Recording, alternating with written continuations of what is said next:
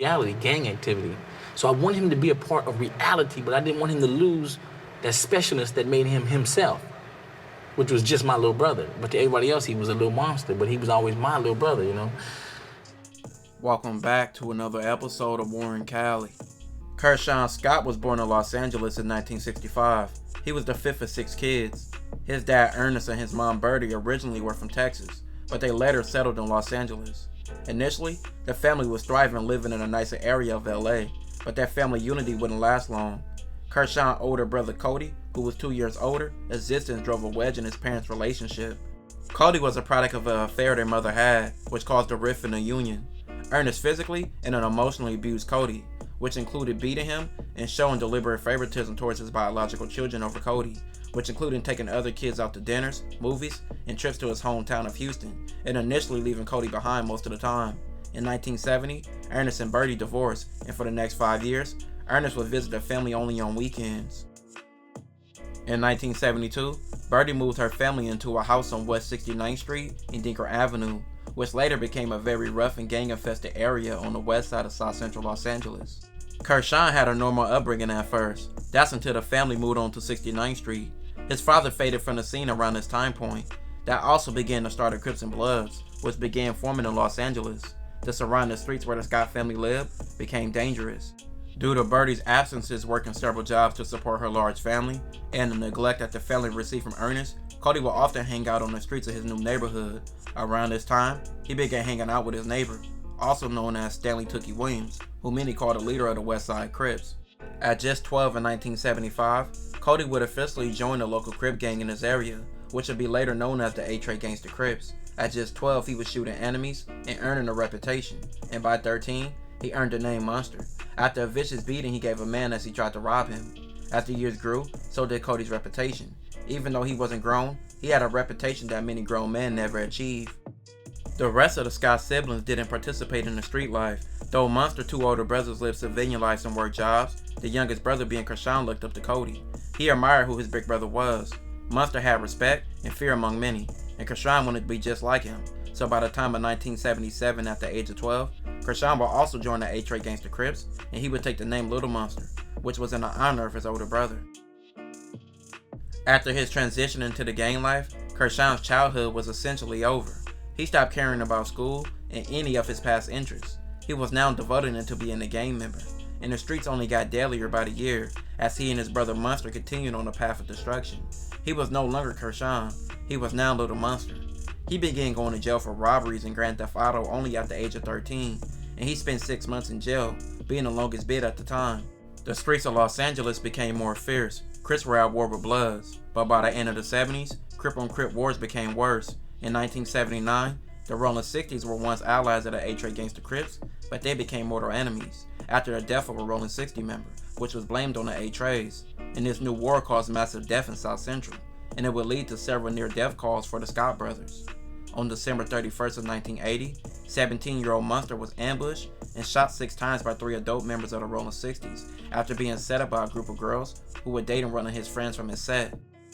Monster survived the shooting, but he was hospitalized for several weeks. One guy got a beard, a mustache, one guy got a beard, and one guy's clean shaven. But they're not dressed like gang members. I don't see no bulges where they might be armed. So the guy walks up to me and he says, "Aren't you Monster Kody?" So I said, "Yeah, I'm Monster Kody. I'm from A-Tray Gangsta. What's up?" And the guy reaches in his coat. He has a pea coat, but he can't get through the gun apparently because it's the button. And when he reaches in his coat, Lil Hunchy runs and leaves me. When I look towards Lil Hunchy to the left and look back, the guy shoots me in the stomach.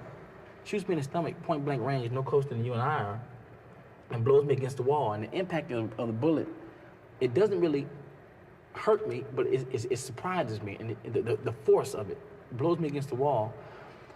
And just out of survival, out of the instinct, I rush towards him, try to grab the gun, and he shoots me in the left hand, and my hand hits the wall like it's blown off, where I don't look at my hand. So now I know it's time to go. I turn around and try to run, he shoots me in the back. The bullet that hits me in the back knocks me down on my face, and I'm dazed. So now I'm getting up on my knees, and the guy kicks me in the stomach. Kicks me over, so I have no alternative but to put my leg up, just try to shield a shot. And he shoots me 3 times in the left leg, and then they run off. Well, Lil Hunchy, he ran the entire block, and he comes back. And he asks me, what happened? Well, damn fool, I'm shot.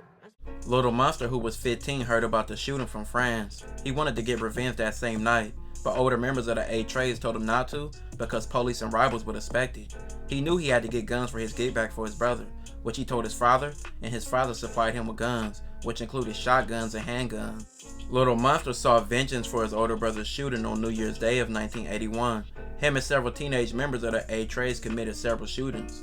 The first shooting, he shot 2 teenagers who were standing in front of a yard of a house party that was being thrown in the Rollin 60s neighborhood. And later that evening, he shot another teenager to death in a drive-by as a young man was walking down the street.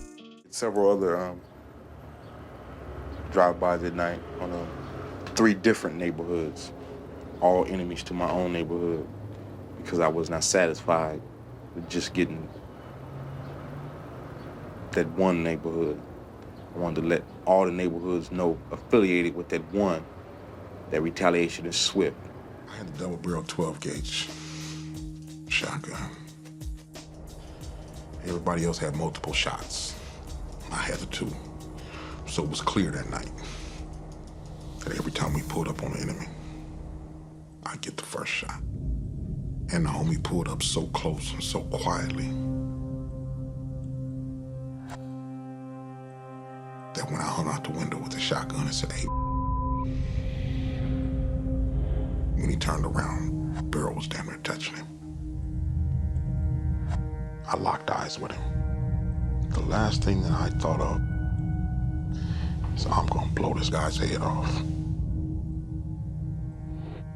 And I pulled both triggers. I had felt so confident about that kill, I didn't even bother to reload. We knocked down the enemy that night.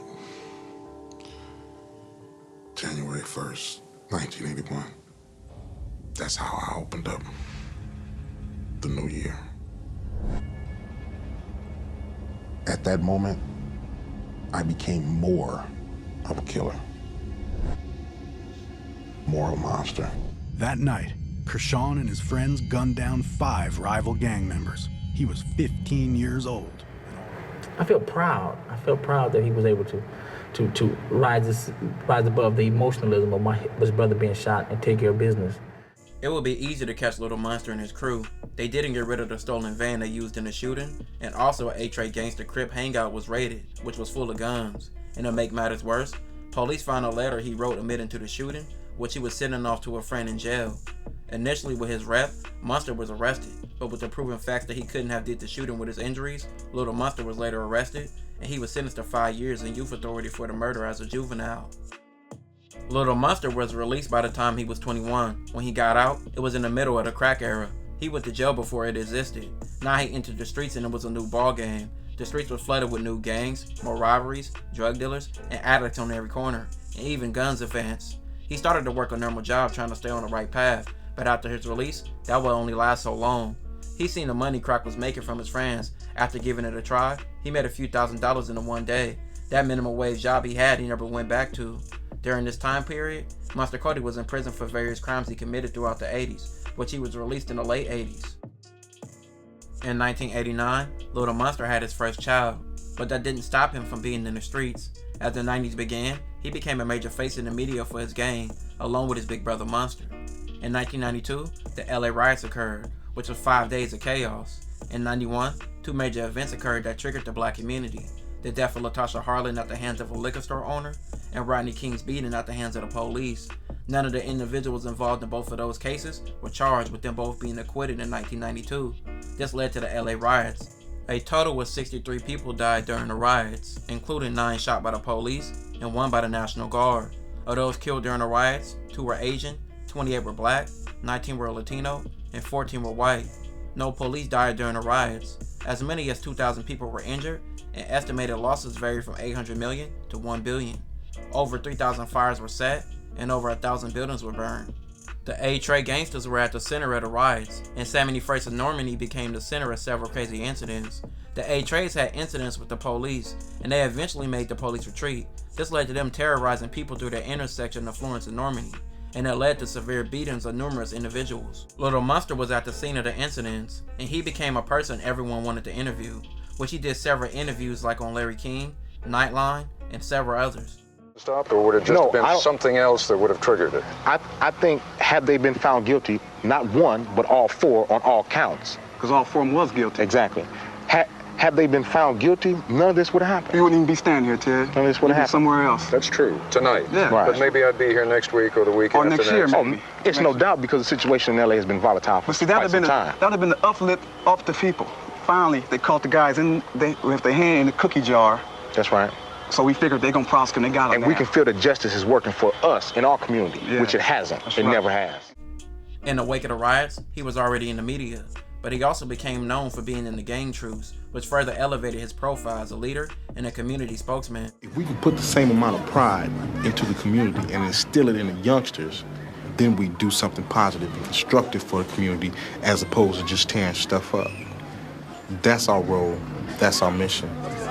I've done so much wrong in my community that helping somebody, to me, is like giving something back. In 1992, Tupac's manager saw him on Nightline, and he invited him to Atlanta to work with the Malcolm X Center, which led to a stint on Tupac's payroll being head of security when a rapper went on tour. While his brother was in prison, Monster Kody put out the best-selling book of '93, being called Monster, the autobiography of a LA gang member. This also led to several appearances on TV and a documentary based on their lives in '93. What's up, man? How you doing? I'm all right. What's up? All right. A lot of people ask us, why are we so close? We're brothers by chance and not by choice. And that doesn't necessarily mean that I have to love him. But we're best friends because we want to be, and that's our choice. As the 90s resumed, both brothers remained in the media. If Monster Kody wasn't in jail, he was around. So was Little Monster. But by the end of the 90s, he tried to get away from the LA life and move with his wife and several kids. But that was a struggle in his own. Him and his wife had several issues that led to run-ins with the law in the 2000s. In July 2002, the couple separated, and his wife obtained a restraining order. He contemplated suicide. He was treated for severe depression and PTSD, which was related to the breakup and also his childhood. And at the same time, his mom was going through kidney failure.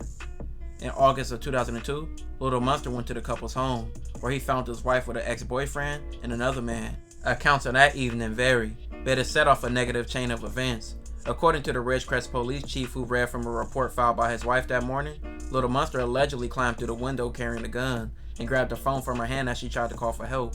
He demanded that the two men in the house get on the ground, and as she ran, police arrived. Little Monster left, and they later took statements from the two men that matched his wife's statement. A few days later, Little Monster was arrested, but his wife said she lied. This put him on the Ridgecrest police radar, and they learned who he was. This led to several run-ins, which he was always being harassed. It got so bad that they later charged him and his wife with welfare fraud, which they both escaped with a few months in jail, but that was later dropped. He continued being in the media, like on several stories in LA Weekly, documentaries like Crips and Bloods Made in America, as well as Outlaw Empires, which he discussed gang history and organized street culture, and also shows like Gangland. Later in life, Little Monster transitioned into film and television production, working mostly behind the scenes in roles as production assistant. His credits include The Nun, Big Little Lies, Gang Related, The Last Man on Earth, Mayans MC, and Street Level. In 2021, Monster Kody died, leaving a legacy as one of the most respected and recognizable Crips in history. In recent years, Little Monster has talked about doing a book, which has been talked about for several years. He has been rarely seen playing a background role and living behind the scenes in life. He is now 61, and his story is one of a lot of controversy and pain, which he endured throughout his life. He's lucky to have made it out. This will conclude this episode. If you haven't already, check out my previous episodes. Don't forget to like, hype, comment, and subscribe.